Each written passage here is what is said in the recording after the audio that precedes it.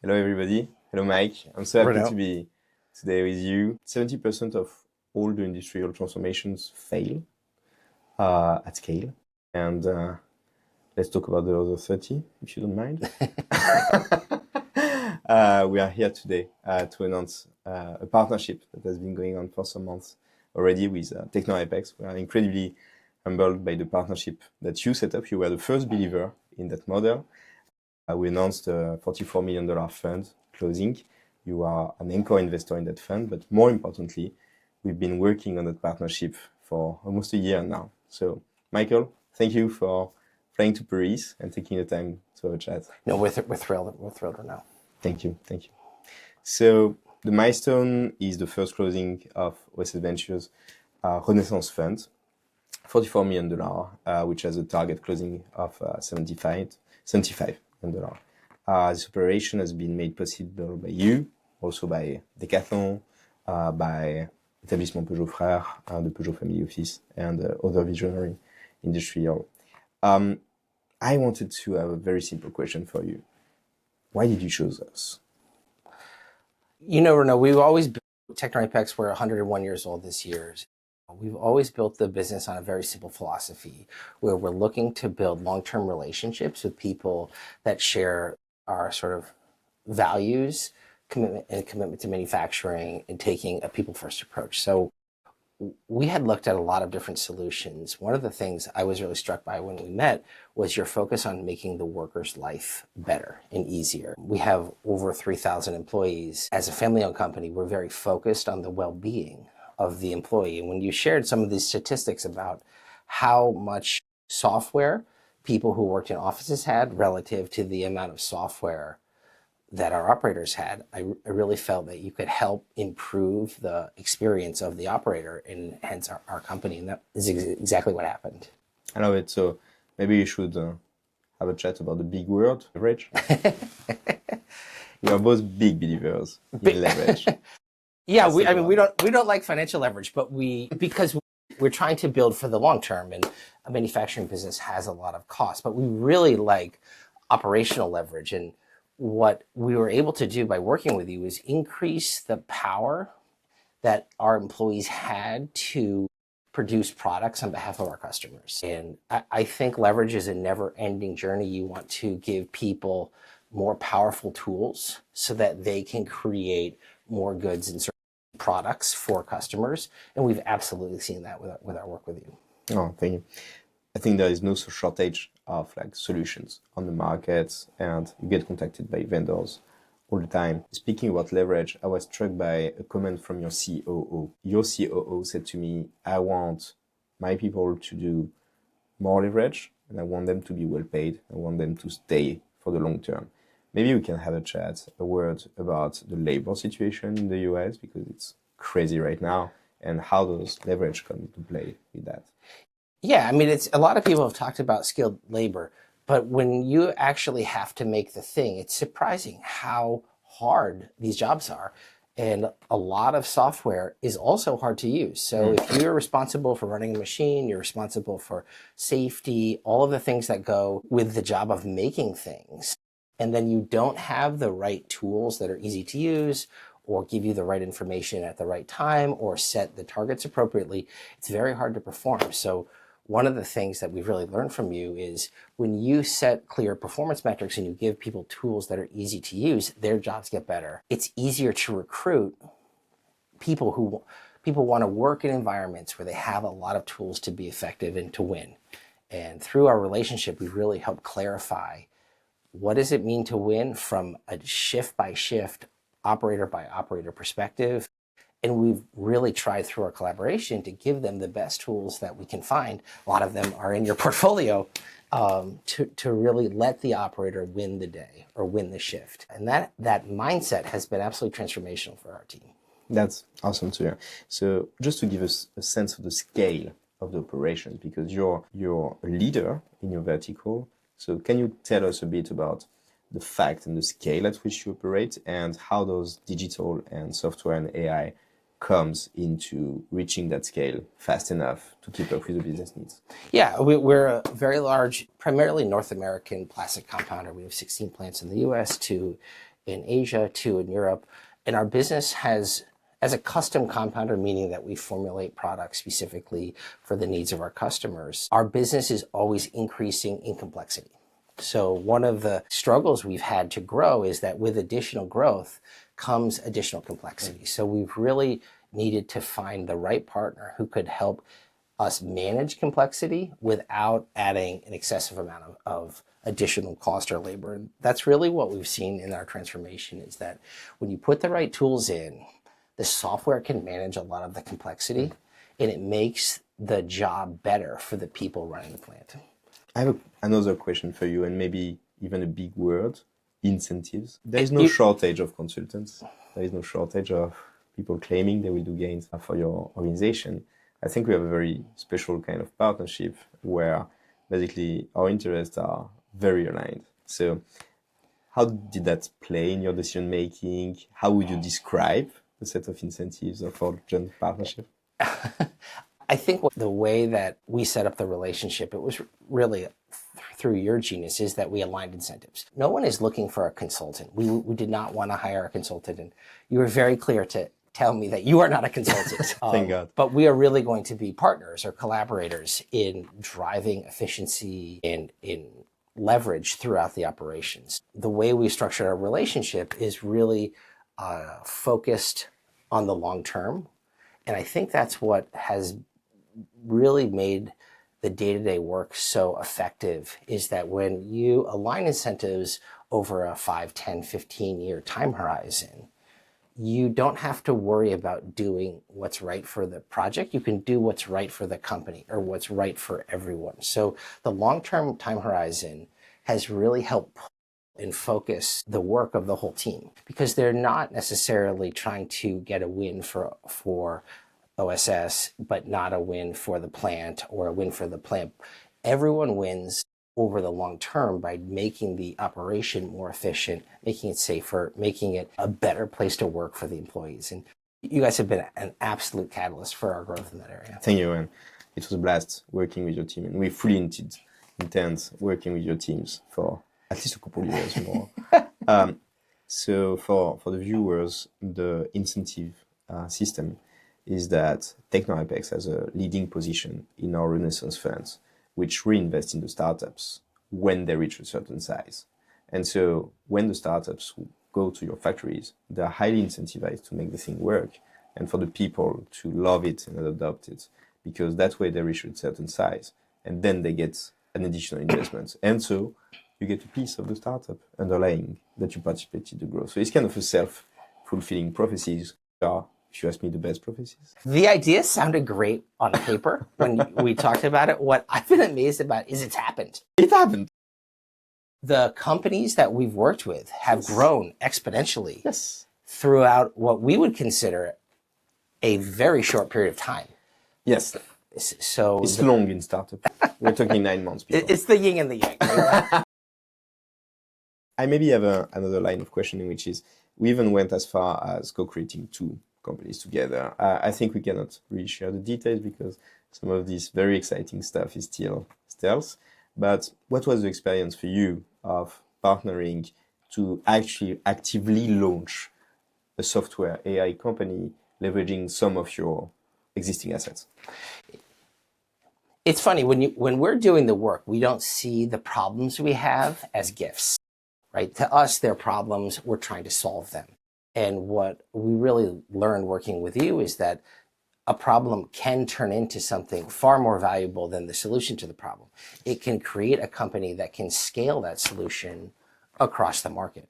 So working in the sort of fine-grained details of manufacturing, I think we've really seen a lot of opportunities to solve not just our problem, but to solve that same problem for dozens of other people.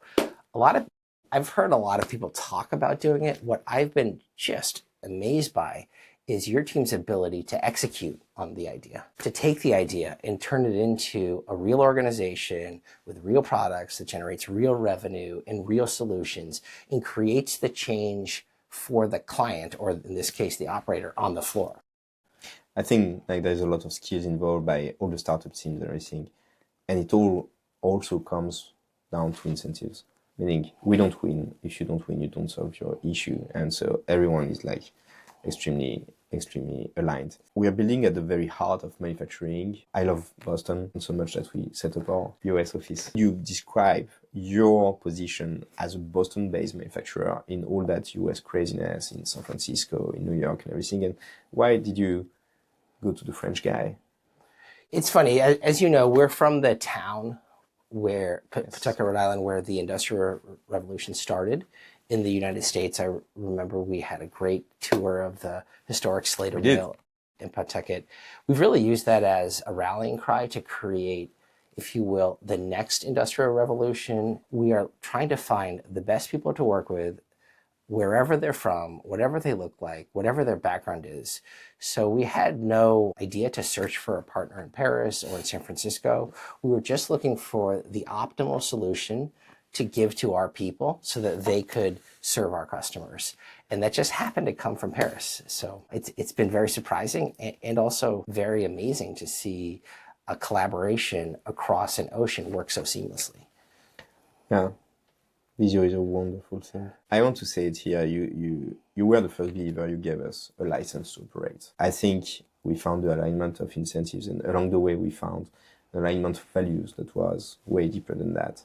I have a question for you, or maybe like, what would you say to the next partners who will partner with, trying to replicate that same model and trying to do, like, what would you say to those people? The importance of getting aligned values on the time horizon, the ethics, the hierarchy of stakeholders is extremely important. I was surprised, and a lot of people within our organization were impressed with the value that could be unlocked within our current operations through software and through a collaboration with you, through a partner who has a view of technology rather than manufacturing. Because we've been running these plants for, in some cases, 100 years. So we feel that we have really squeezed all of the water out of the stone. And it's so refreshing to find someone with a different perspective who puts a different lens on the opportunity and can find that next level of efficiency or that next level of cost improvement. So it's been really remarkable how much value we've been able to unlock through the relationship. That's awesome. Can you give us like the first specific example that comes to your mind when we speak about that? Oh, absolutely. So the first solution that we really implemented, as you know, is a software company called Marketing. We had always wanted to put in pay-per-performance in the shop floor. We had never had a good solution that ensured it was really merit-based, it was measurable, and it was quantifiable, and it was uniform across all of our operations. So when we were introduced to Marketing and we brought that to our operations team, they were thrilled. We've never had an adoption go so seamlessly or quickly. I think we had it scaled across our entire manufacturing footprint in a matter of months. Yeah, it was 3 months, if I remember, which is like 2,000 people deployments in like 3 months. It was incredible. And a lot of it was because the people loved the solution. They wanted the solution. And when they saw how easy it was to work with the tool and how we could unlock this pay-per-performance across our workforce, it did wonders for morale, for productivity. And it gave the project a lot of momentum. Inside of Marketing, it gave a lot of momentum to the company, but also your CEO and some, I think your CEO also, they actually went ahead to Marketing founding team and said, hey, here in this market, you can also create a new feature called Shift Taker. And so as we speak, Shift Taker has been deployed, and Shift Taker principle is to say that when someone doesn't show up or when there is an issue, then someone can just fill the shift, getting an SMS, getting a text, getting a thing like that. And the partnership was also about having that kind of feedback to improve the product offering and the AI offering. And I must say, the adoption has been incredible. This is really a great example of how being very engaged with the details of the work has created additional opportunities for gains, either financial or through worker enablement. We have looked at dozens and dozens of tools to try to reach workers who don't sit in front of a computer. Of course. And it's very hard for people who are familiar with the problem to be able to communicate. If you're running a machine, you don't necessarily have time to read all of your emails or to log into this website. So being able to make the jump from, if you will, the non-computer based worker and give them a tool that creates value for them has been amazing. Which circle back to leverage. Like in our view, an operator should be able to manage their calendar, their skills and everything pretty much without having to ask anyone. And that increased leverage reduce the need for like deep managerial time that is non-value added, like making a calendar or things like that. And so that's perfectly aligned with the vision. Right, the manufacturers will lead the next decade and maybe the next 100 years because your company has been around for 100 years. What do you think is going to be the main factors for them to win the next decade and the next 100 years? My best answer is to look in the past and to say, if there was one thing that we have done that has allowed us to serve customers for this long, and then just apply that to going forward. The one thing we've always tried to do is keep our word and to try to build relationships with people who we believe are ethical. So if there's one reason we've been successful, in my opinion, it's been ethics. And if there's one reason we'll get a right to exist in the future, it'll be ethics. That being said, once you have that ethical foundation, it's really going to be about adaptability. So if you have high trust, then your organization may be willing to do things that they are new or different, or they may be willing to reorganize the workflow or the organization of the plant. So I think trust enabled through ethics will help create more adaptability. Because every tool that you stick into a factory, as you know, requires a change in the way people are doing things. So you need to have that trust capital to enable the change on the floor. I think Stephen Covey has a great quote. He says, speed of trust. Mm-hmm. And you can really see that happening in the transformation project we did. We can only install software as fast as we can get people to change their behaviors. People are only willing to change their behaviors when the incentives are aligned and you have a high trust environment. So incentive structuring and trust are going to be the foundations to winning over the next at least 5-10, as far as we can see, 5, 10, 15 years. Do you agree? Of course, and cannot wait to see that. Another big word, sustainability. A lot of those words being thrown around in all contexts. You know us. We've been together to a lot of shop floors in your company. What's really striking to me is that sustainability is not just a strategy, it shakes the very foundation of the company. I have 2 examples. You have that amazing new plant doing sustainable material. Turns out that the manufacturing of those materials is way harder, and so AI is needed to help manufacture those.